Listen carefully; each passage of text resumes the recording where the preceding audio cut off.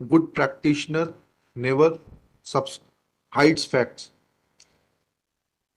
आपको बात यहाँ से शुरू करना चाहिए, फिर आप अपना आर्ग्यूमेंट डेवलप करिए और उसको मीट करिए. दैट इज गुड होने के एडवोकेसी. बाद 3 विटनेस एग्जामिन हो गए हैं जो परिवार के ही लोग हैं.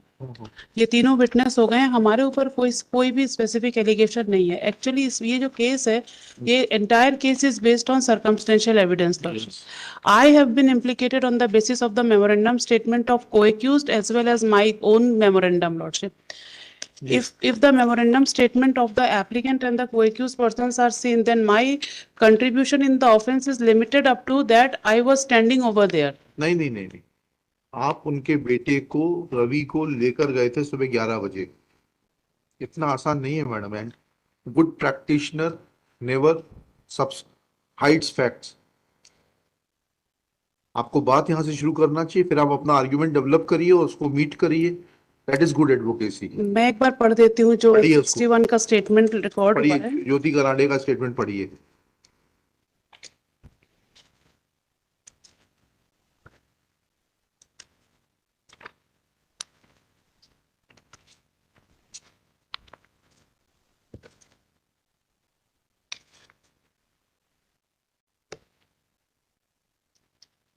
ज्योति कनाडे में पूछताछ पर बताया कि मैं उक्त पते पर रहती हूँ, कक्षा 5वीं तक पढ़ी लिखी हूँ, मेहनत मजदूरी का काम करती हूँ. कहाँ पढ़ रही हैं आप?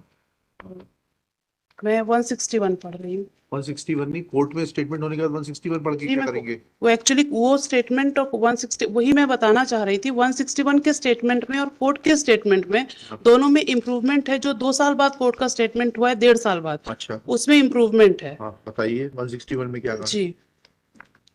अ, काम करता एक लड़का रवि था जो मैक्स शोरूम आशिमा मॉल के पास भोपाल में काम करता था. रवि कक्षा 8वीं तक पढ़ा लिखा था. दिनांक 11/5/2021 को करीब 12 बजे दिन को रवि ननका उर्फ दीपक के साथ घर से गया था. जी. रवि शाम को 7 बजे घर वापस नहीं आया तो मैंने शाम को करीब 7 बजे अपने मोबाइल नंबर सोएंसो से रवि के मोबाइल नंबर पर फोन लगाया तो रवि ने मुझे बताया कि मैं अपने दोस्तों के साथ ग्राम झिरी में फंस गए हैं, मुझे लेने आ जाओ. फिर कुछ देर बाद फिर से फोन लगाया तो रवि का फोन दीपक ने उठाया और बोला कि हम मदर टेरेसा स्कूल के सामने पेट्रोल पंप पर खड़े हैं, 10 मिनट बाद बात कर रहा हूं. फिर रवि से बात नहीं होने से मैंने अपने भाई दिनेश को फोन से अपने पास बुलाकर घटना बताई. फिर भाई दिनेश व पड़ोसी विष्णु के साथ मोटरसाइकिल से ग्राम झिरी के तरफ रवि की तलाश में जा रहे थे तो फिर से रवि के मोबाइल पर फोन लगाने पर दीपक ने फोन उठाया. रवि के संबंध में पूछने पर ठीक से जानकारी ना बताते हुए बोला कि मैं मदर टेरेसा स्कूल के सामने पेट्रोल पर खड़ा हूं. फिर हम लोग मदर टेरेसा स्कूल के सामने पेट्रोल पंप पर पहुंचे तो वहां पर हमें आकाश मिला जिसके पास रवि का एक्टिवा गाड़ी लेकर खड़ा था. आकाश से रवि के संबंध में पूछा तो आकाश हमें गुमराह करता रहा. फिर बोला 161 में उसने ये तो कहा है कि आकाश रवि की एक्टिवा गाड़ी लेके खड़ा था. जी. कहाँ से आ गई एक्टिवा आपके पास में? मैं उसके लिए बताया है उसने उसी समय है. बताया बोला कि रवि पूछा तो आकाश हमें गुमराह कर रहा था. बोला कि रवि और कल्ला मेरी गाड़ी लेकर ईदगाह हिल्स तरफ गए हैं. आकाश ने हमें गुमराह करते हुए बताया कि हमारा झिरी गांव वालों से झगड़ा हुआ था तो हम तीनों रवि को आकाश वेंट अलोंग विद देम. तलाश करते हुए झिरी तरफ आए तो रास्ते में पड़ने वाले भैया लाल ढाबे पर ननका उर्फ दीपक मिला जिससे रवि के संबंध में पूछा तो ननका उर्फ दीपक ने बताया कि झिरी के पास झगड़ा हो गया था. इसके बाद मुझे नहीं पता रवि कहाँ चला गया है. फिर मैं और भाई दिनेश रवि की तलाश झिरी तरफ आसपास कोलार रोड क्षेत्र में की जिसका कोई पता नहीं चला. फिर मैं भाई दिनेश विष्णु कुमार सोएंसो चौकी में जाकर रवि के गुमने की रिपोर्ट लिखाना चाहे तो उन्होंने कहा कि कोलार थाना में जाकर रिपोर्ट लिखवा दो. फिर हम कोलार थाना पहुंचे. उन्होंने कहा झिरी नूरगंज थाना का क्षेत्र है. नूरगंज जाकर रात अधिक होने से घर वापस आ गए. रात करीब 2-2:30 बजे मेरे लड़के रवि की एक्टिवा गाड़ी को आकाश मेरे घर मल्टी के पास छोड़कर चला गया. फिर उसी रात को सुबह 4 बजे से मैं अपने भाई दिनेश, विष्णु, लड़की दीपिका सोएंसो के साथ रवि को तलाश करने झिरी गए तो सुबह 5 बजे पुलिया के नीचे कोई व्यक्ति पड़ा दिखा तो हम लोग पास जाकर देखा तो मेरे लड़के रवि की खून से सनी हुई लाश. This is the entire allegation. ठीक है. एक्टिवा कहाँ से आ गई आपके पास? Activa and mobile is also. हाँ, ठीक है। हम वहां पहुंचे तो आकाश के पास रवि का मोबाइल और एक्टिवा मिली। कोई मोबाइल हमसे सीज नहीं चलिए, हुआ है मोबाइल लॉर्डशिप। हुआ, एक्टिवा कहाँ से आ गई थी आपके एक्टिवा भी हमसे सीज नहीं हुआ है पास? लॉर्डशिप। कहाँ से मिली एक्टिवा? एक्टिवा इनका कहना, इन्होंने ये 161 में ही कह दिया कि एक्टिवा हमारे घर पे ही वो छोड़ के चला गया, हमसे कोई जहां चलिए, जी। उसके बाद लॉर्डशिप हमारे जो मेमोरेंडम स्टेटमेंट होता है, मेमोरेंडम स्टेटमेंट में जो चारों मुलजिम है उनमें हमारे ऊपर चारों के मेमोरेंडम में है हमारे द्वारा मारने का कहीं पे भी कोई एलिगेशन नहीं है।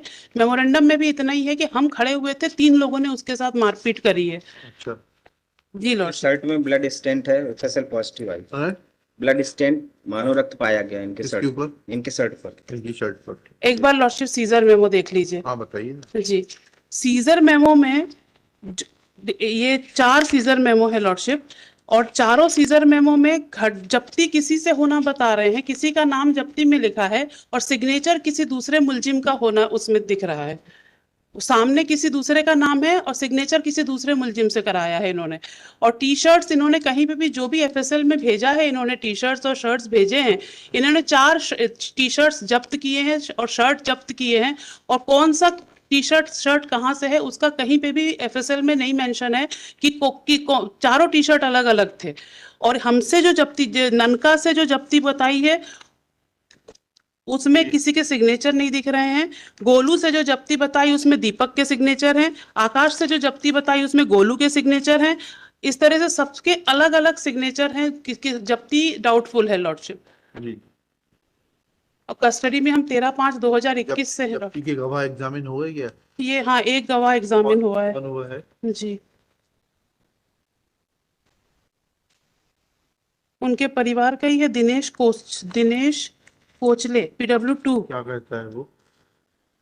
उसने पैरा 5 में हमारे लिए बोला है क्या बोला है? कि आरोपी आकाश ने हमारे सामने पुलिस को धारा 27 का मेमोरेंडम लेख करवाया था, जिसमें उसने कबूल किया था कि हम चारों ने किया है। उन चारों के नाम लल्ला, ननका, गोलू और आकाश स्वयं था। आकाश ने यह भी बताया था कि पैसों के कारण हम लोगों का विवाद हुआ था। धारा 27 के मेमोरेंडम है जिसके ऐसे भाग पर हमारे हस्ताक्षर हैं।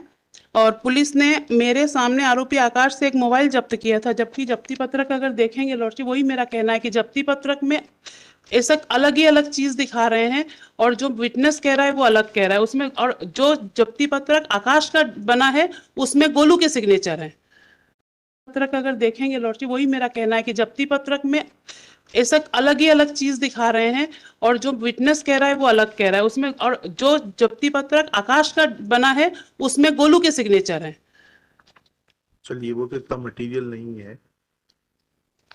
और जहां मेरा लॉर्डशिप सिर्फ इतना निवेदन है कि हम 13/5/2021 से कस्टडी में हैं, ऑलरेडी 2 साल से ऊपर की कस्टडी कितने हो गवाह गई। हो गए अभी आप? 3 गवाह तो जिस दिन मैंने फाइल किया है बेल, तब तक 3 गवाह हुए थे। 3 गवाह तो जो है सितंबर 22 तक हुए थे। जी, उन्होंने हमको यही 3 गवाह का ही बोला था। ये नहीं, आपको काउंसिल फॉर दी एक्यूज मालूम होना चाहिए कितने गवाह होगा। अभी इसमें कुछ है नहीं, बताइए क्या करना है? मेरिट पे चाहती हैं?